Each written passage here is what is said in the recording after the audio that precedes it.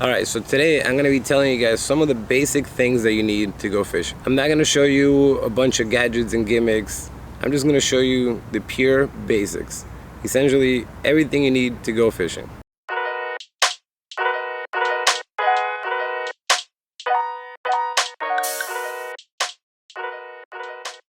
So right in front of me, I have an array of everything that should go inside of your tackle box. Just remember, the less that you carry, the easier it is to carry. Let's jump into the video and let's go one by one and see what we have. All right, so the first and most important thing will be hooks. You definitely need hooks. Here we have 3 different types of hooks. We have bait holder hooks that have barbs on the side to help the worm or whatever bait you use stay on. Then you have round hooks, which these are live hooks, but they will be considered round hooks. These are really good if you're taking your kid fishing and you don't want to have him traumatized because the fish swallowed the hook.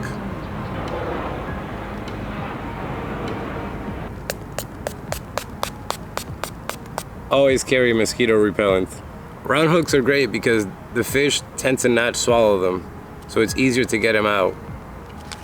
Then you have your worm hooks. These are typically used for bass fishing. When it comes to picking size, you always want to make sure to get the size according to the fish that you're trying to catch. If you get a big hook, you're gonna usually catch a big fish. But if your lake doesn't have big fish, you're not gonna catch anything. Now with smaller hooks, a lot of times you can catch small fish and big fish.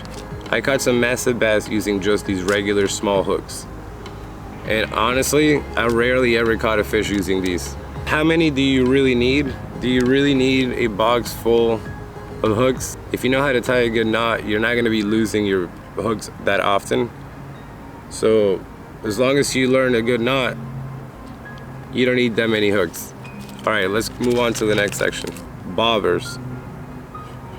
When it comes to bobbers, there are many different types. There's a fixed bobber, there's slip bobbers. I like fixed bobbers. I just like the way that they stay on the line. When it comes to bobbers, you always want to make sure you tie it on top of your weight if you're doing a split shot setup.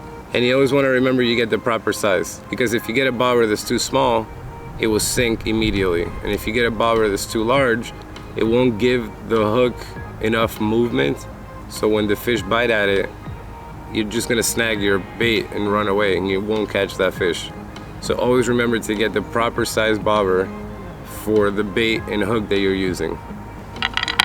When it comes to weights, weights come in many different shapes and sizes. You can get tungsten weights, you can get lead weights. If you're just trying to get something to go fishing, you don't have to get tungsten weights, you can just get away with these.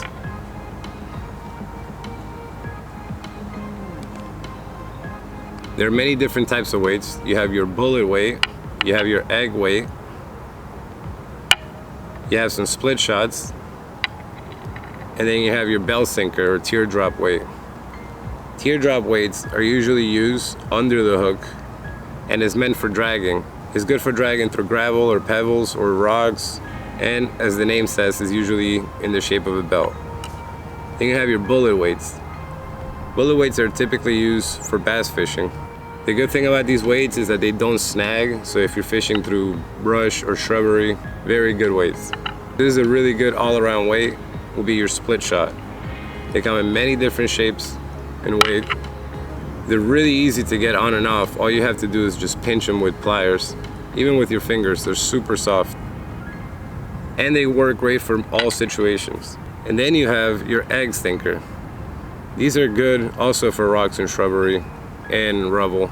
These are good for when you're trying to do some deep fishing, like deep water fishing, or through currents. These are great for currents fishing too. Now, when it comes to tools, they would normally be a plier or a fish grabber, or both. For the pliers, you always want to try to use like needle nose pliers. These are great for getting the hooks out of fish mouth. You can actually get it very deep in there in case they swallow the hook. Great thing to have in your tackle box. And I also recommend a fish grabber. Sometimes you catch a fish with a lot of teeth and you don't want to put your fingers in their mouth. So this works great. I think they're like $7 or $8. Pick one up. When it comes to tackle boxes, there's many different options out there. You can get something very simple and small, or you can go and get something a lot bigger. If what you're gonna be carrying is pretty much everything I showed you, a small tackle box like this one will do great. One thing that I do recommend is that you guys keep your hooks inside of these little baggies, especially when you're storing them inside of your tackle box. It makes it super easy to grab and less dangerous and a lot more organized. It also keeps them dry so you don't get rusty hooks. Here in this box I can carry my weights, I can carry a bunch of my attachments, some hooks. I mean, you don't really need more than this. One thing I do recommend is to get a fanny pack. I know, but these things are great because it allows you to carry everything I just showed you in small little bags inside the pocket. So you can put this around your waist and be super light when you go fishing and still have everything you need. You can fit your tools, your bait, you can fit your hooks, your weights, your bobber, pretty much anything in here. It gives me the ability to go into many places and still have everything I need and not have to worry about going back to the car to get things I forgot. Totally recommend it.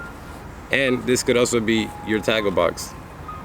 Now when it comes to baits, I'm a huge fan of these Berkley live worms and the Berkley power bait power nibbles. These things are great, especially if you're trying to travel light. You can carry this inside of that fanny pack and it's super light to travel with. They don't go bad, you don't have to worry about them dying, and they work. Another thing you can get as bait are these creatures or these little worms that come in a pack. Usually they come in a pack of 10 or 12. These are really good if you know that your fish in your area are actually eating these type of things. If you don't have any crawfish in your lake, don't even bother with these because your fish are not gonna eat them. Worms tend to work everywhere. But again, if you're gonna go with a worm, just go with a Berkley. But now, if you're like me and you really like catching fish, I do recommend that if you could, get you some live worms, maybe some shiners. Those things always catch the biggest fish. And they're guaranteed. What fish doesn't like live bait? Another thing that you're gonna need is probably some extra fishing line. Never forget extra fishing line. Trust me, you're gonna regret not having this. Some people like to carry around a lot of bait. So if that's you, get you another tackle box and just fill it up with worms. A lot of times you'll be surprised about how having different colored worms, even if they are silly, you can actually catch some decent sized fish with these. And every lake has lizards.